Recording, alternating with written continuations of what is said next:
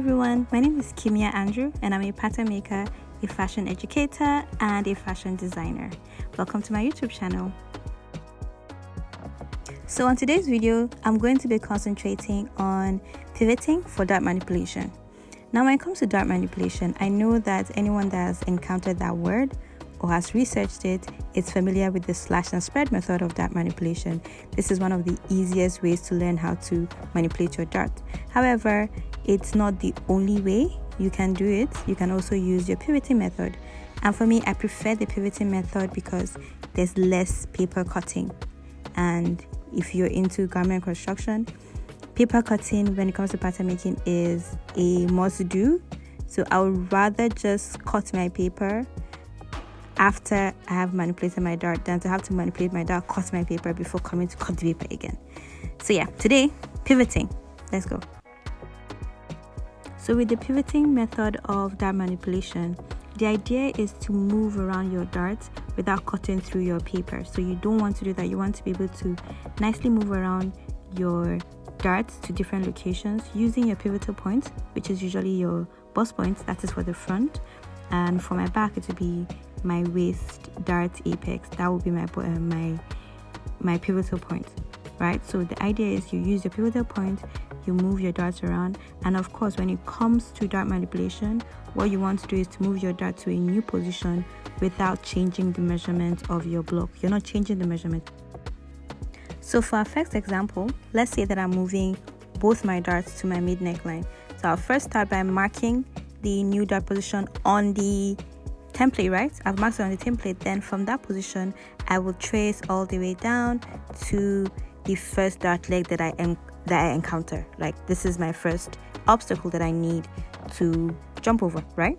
So I would get a pin, press it on my apex position, and then see, just look at what I'm doing. Just push the second dart leg to the position where the first dart leg was, right? And then you will continue tracing on from that position, trace from that position all the way to the next dart that I would encounter. That's my shoulder dart. So I'll trace and then stop at that position. Again, back to my apex position, pin it down, use a pin, use an awl, then you can pivot that and close it as well. So pivot and close. Then you can now continue tracing all the way back to the new position for the darts. Okay, let's do that again. So again, mark your new dart position, trace from that position all the way to the new dart leg, like so. Then you will now mark your first dart leg that you encounter, mark that position, then press down on your pivotal point, either using an awl, a pin, or whatever is sharp enough to hold it down, pen, right? Close the dart leg, close this dart leg, and then you continue tracing from that position all the way to your first shoulder dart leg, right? And then you can now continue tracing back to the position where your new dart position is going to be.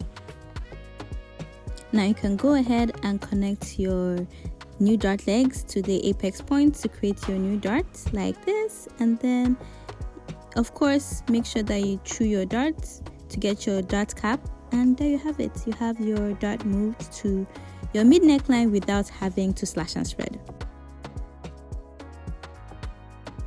Now for our second example, I'm just going to be moving my shoulder dart to the armhole position. So on my template, I'm going to mark my armhole position, and then I'm going to be keeping my waist dart, so I'm not going to be touching this.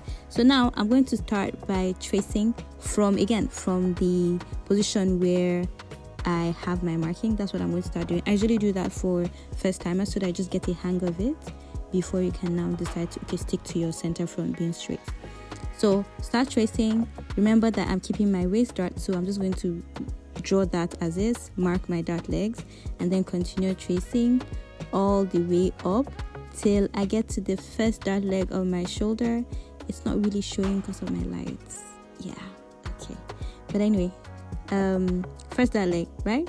Then close the darts, pivot, close, and then continue tracing, or you can start from the new dart position, whichever one. So mark that, and there you have it, a new dart. Move your shoulder dart to your armhole without having to cut the paper.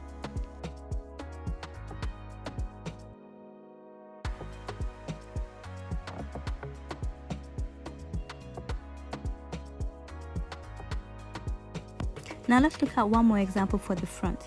Now for this example, I'm moving my darts to my shoulder tip, right? So I've marked the shoulder tip and I've started my drawing. I'm going to follow the top part of my template. So I've stopped at my first dart leg, right? Move the darts, then continue tracing all the way till you get to your other obstacle, which is your waist dart, first dart leg, right? Again, you're going to still pivot. Either you can leave the waist dart, right? But I'm deciding to move everything. So push my second dart leg, move it like I'm closing the dart, move it to the newly drawn mark, and then continue tracing all the way to my shoulder tip position, which is where I want to move my darts to.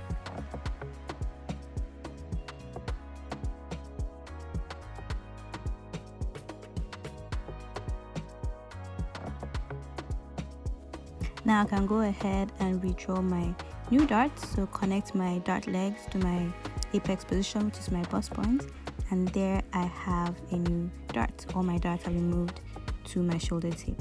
And so this is how you can easily move your darts with the pivoting method in the front. I'm going to show you how you can do same for the back. And before I show you how I pivot my back darts, I just want to show you how I do this two-way split of one dart. So I usually have, like, for if you've gone through my jacket making video, you will notice that I moved my shoulder dart to two different places. So one at the mid neckline and one halfway through the armhole, right? So how I usually do this is, first off, I mark the middle of my dart. So the center of my dart, I'm only going to be moving this dart into two different places. So center of my dart is what I mark first on the paper. Then I would have traced all around I'm going to trace all around my block. So starting from the mid neckline, I'm going to trace, but remember the idea is I want to get like a dartless shoulder. So start tracing from the neckline. I'm keeping my waist dart, of course, because if you were making a jacket, you would keep your waistline dart, yeah?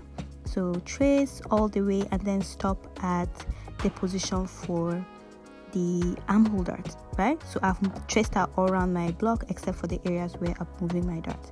So I'll hold my template down, and then I'll move half of my dart, right? Half of my dart, close it up, move it back to the new position of my mid shoulder, and then I'll now close the entirety of the dart to get like an opening for the armhole dart. Let me do that again.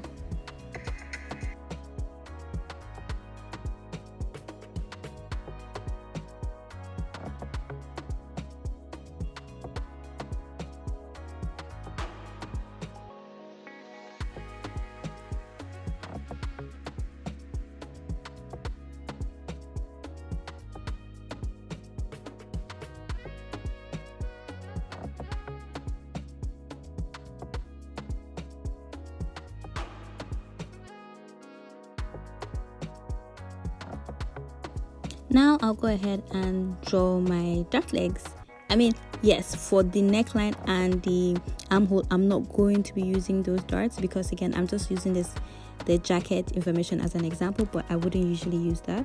I would just blend them into the block as is. But yeah, this is how you can split one dart into two different places without having to slash and spread.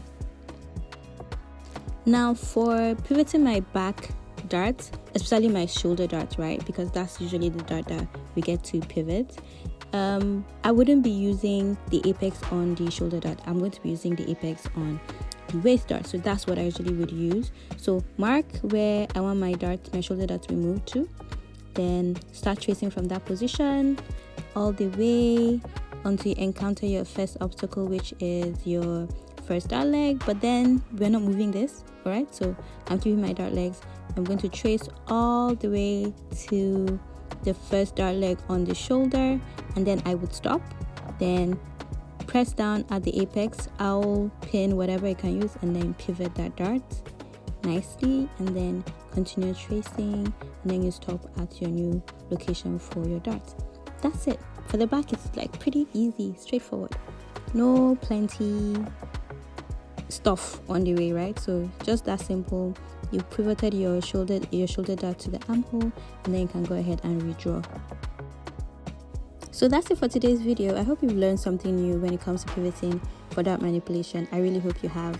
If you haven't subscribed yet, please make sure you do. Please send in your questions or ideas or whatever you want to see me do a video for. This video is specially made for Ruth. I hope you enjoy this. And yeah, see you guys next time. Bye.